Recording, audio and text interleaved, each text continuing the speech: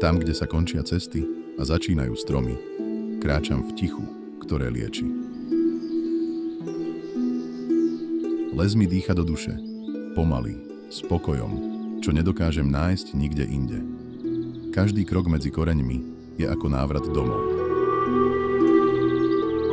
Sem prichádzam, keď potrebujem počuť samého seba.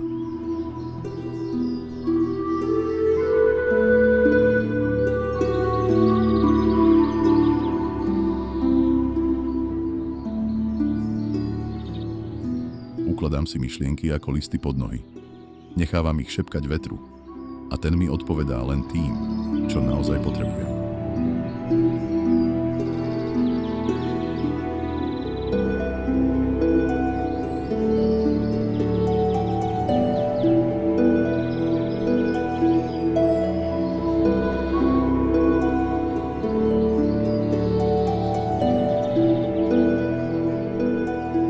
V tejto tichosti sa zrazu všetko vyjasní. Odchádzam iný, ľahší, pokojnejší. A vždy s vedomím, že les tu bude. Čakať, dýchať.